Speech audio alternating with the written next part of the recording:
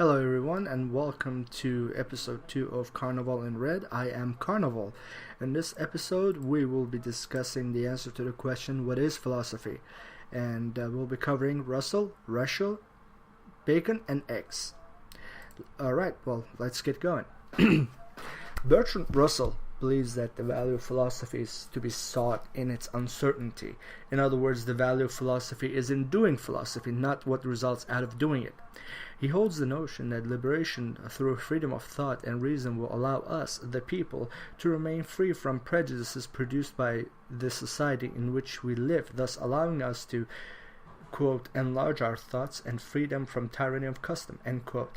However, this is not the only notion Russell holds.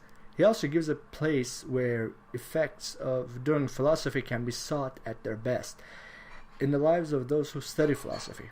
It is also worth stating that the great questions contemplated by philosophers show the value of philosophy, which is to say that philosophy is valuable because of the importance of questions it tries to answer in a manner that is raised above the dim of pursuit for personal gains, such as social influence or financial or political power.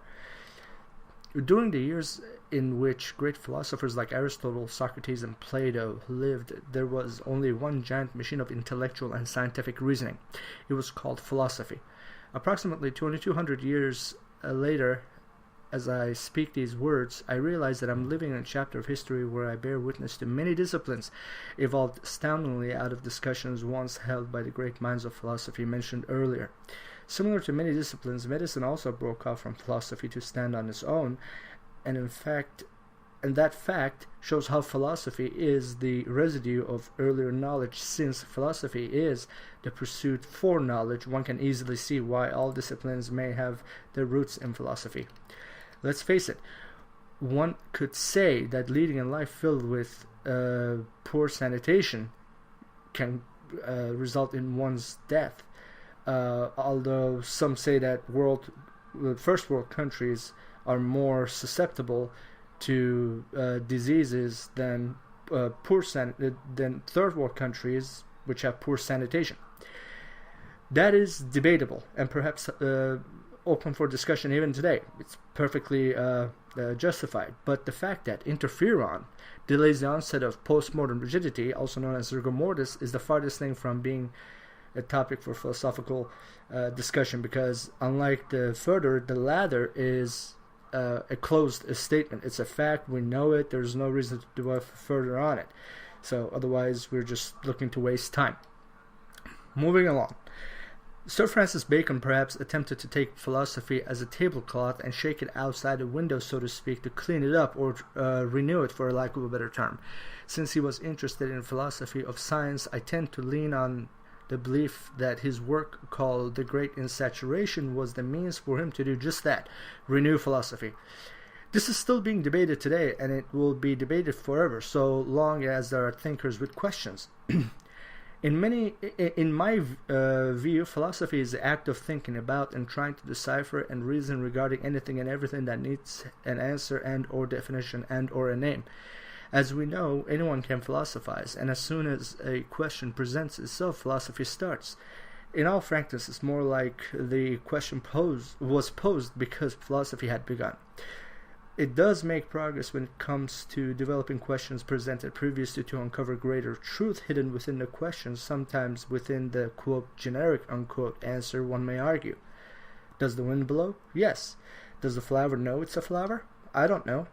Rescher considers philosophy to be very serious, and his belief that rigor and rationality is the key to making progress rings true when conjectured. The only possible outcomes are proof or disproof of a presented notion or idea. He has a fantastic quote that illuminates the very core of his beliefs regarding what characterizes philosophy. I'm quoting here, "What characterizes philosophy is thus neither a special subject matter nor a special methodology, but rather, to re-emphasize its defining, is that of coordinating otherwise available information in the light of big questions regarding the world and our place within its scheme of things." End quote. My impression is that Rescher holds philosophy to be very black and white and simple. in a certain sense. I find myself even more attached to this view when I read Rescher's state. I'm quoting again, philosophy is quintessentially the work of reason. The aim of the enterprise is to provide for the rational coherence to our thought and rational direction to our action. End quote. I find myself in agreement with Rescher that philosophy is very serious and it should not be taken lightly, not its discussions nor its arguments. Philosophy tends to dive into questions that are so deep that science has nothing to say about it yet. That is due to lack of progress, but then again, Rescher's notion that philosophy does not have any distinctive method due to it being too inclusive renders a scientist who is stuck appear much closer to answer a specific question than a philosopher who seems to be doing nothing but great progress. I may seem to be returning to a previous topic to explain my meaning, but please consider the following.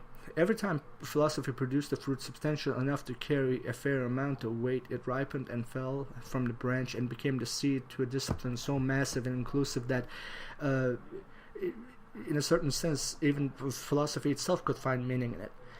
As I made the point regarding medicine breaking off from philosophy, today we can see that discussions regarding medical ethics show up in classrooms and in hallways of various institutions, educational and professional. So philosophy is more than just blue sky thinking. It is also more than a name to place on any act that requires reasoning at any level.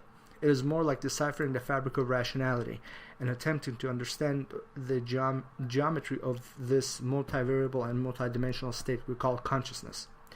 Remembering that philosophy, if released in a mind which is untamed and unaware, can lead to a shipwreck of conscience, we must take good care in reminding ourselves that in order to elevate ourselves and reach new horizons, our thoughts should be navigated, while our imagination is set free, not the other way around. This concludes the second episode of Karnaval in Red. I am Karnaval. Fratres, carpe, vitam.